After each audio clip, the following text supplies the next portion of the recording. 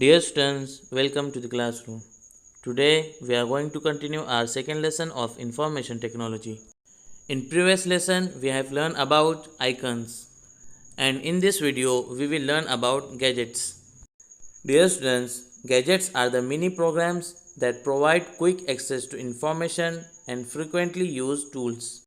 For example, the calendar gadget displays a calendar on the desktop. You can place multiple gadgets on the desktop. To add a gadget to the desktop, follow these steps. Number 1. Right click anywhere on the desktop. A shortcut menu appears. Number 2. Select gadgets. This displays a window showing all the gadgets installed on the machine. Number 3. Double click a gadget to add it to the desktop. Once a gadget has been added to the desktop, you can move it freely by dragging it to the desired place. To remove the gadget from the desktop, right-click the gadget and select Close Gadget from the shortcut menu that appears.